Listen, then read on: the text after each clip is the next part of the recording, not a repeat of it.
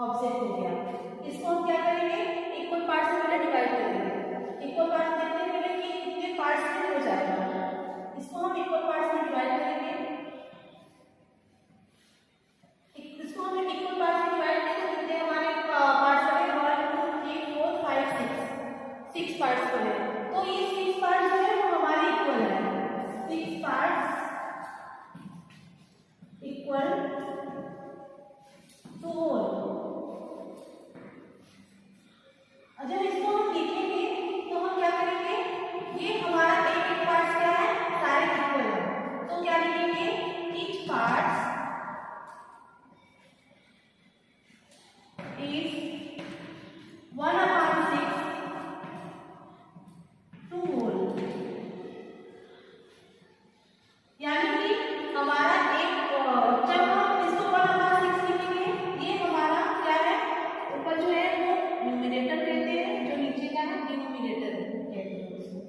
Numerator जो होता है ये हमें ये बताता है कि हम कितने पार्ट्स की बात कर रहे हैं। हम जितने पार्ट्स की बात करते हैं वो हमारा न्यूमरेटर होता है। इसको क्या कहते हैं, न्यूमरेटर, और इसको क्या कहते हैं, डिनोमिनेटर कहते हैं।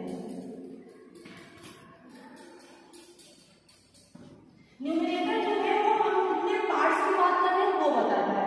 जैसे क्या कहते हैं, इसको हम ये कह सकते हैं पार्ट्स कंसीडर्ड।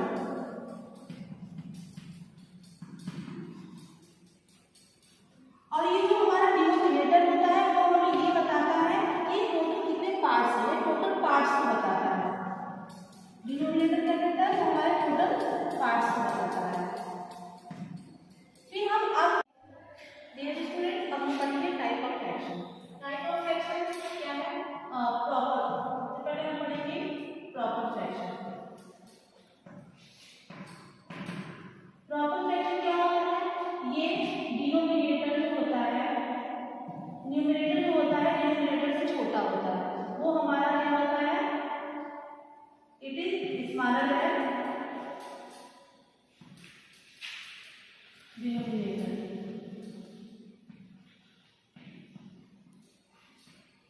प्रॉपर फ्रैक्शन में जो न्यूमरेटर होता है वो डिनोमिनेटर से छोटा होता है। फिर हम पढ़ेंगे इम्प्रॉपर फ्रैक्शन।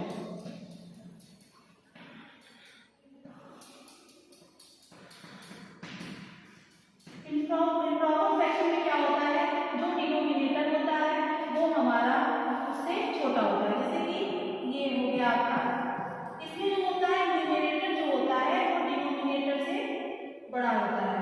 जैसे या तो कभी होता है कि दोनों इक्वल दिया रहता है, तो हम कंफ्यूज हो जाते हैं कि ये बराबर है तो ये प्रॉपर है कि इम्प्रॉपर है, लेकिन ये भी इम्प्रॉपर फ्रैक्शन होता है। Numerator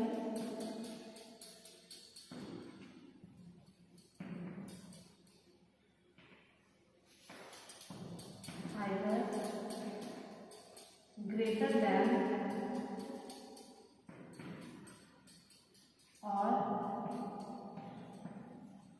equal to denominator।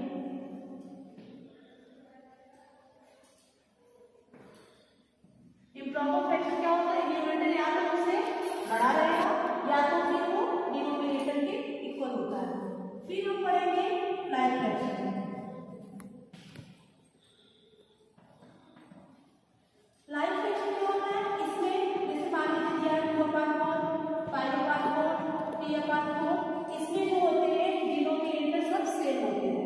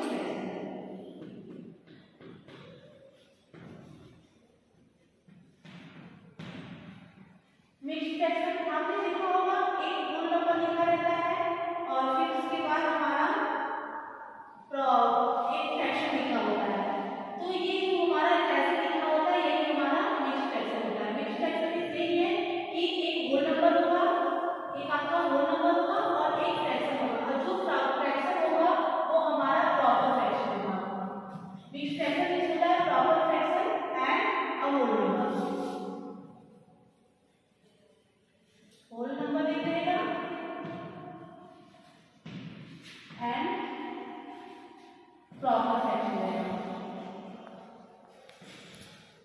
ये हमारा होता है मिक्स्ड फ्रैक्शन। फिर हमारा आता है यूनिट फ्रैक्शन।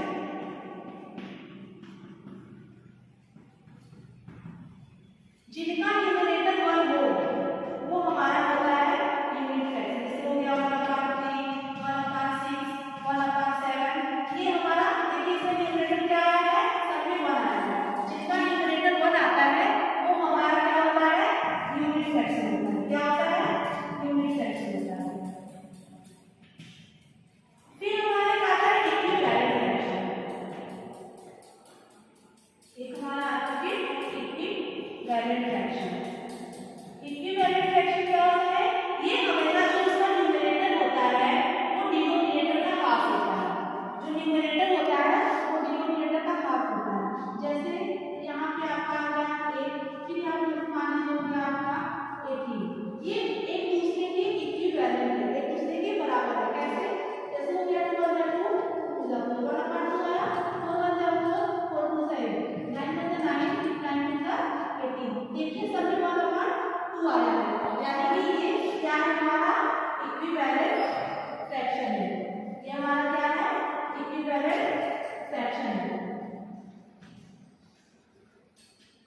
या तो फिर हम इक्विवेलेंट फ्रैक्शन, जैसे हमको मान लीजिए किसी चीज का इक्विवेलेंट फ्रैक्शन निकालना है, जैसे मैंने आपको दे दिया कोई नंबर और मैंने कहा इसका आप इक्विवेलेंट फ्रैक्शन निकालिए, तो हम क्या करेंगे इसमें, इसको अगर हमको मैंने कहा कि इसमें 4 इक्विवेलेंट फ्रैक्शन निकालिए, तो हम इसके लिए क्या करते हैं, जो भी नंबर यहाँ से हम जो मल्टीप्लाई करते हैं इससे नीचे से भी कर सकते हैं।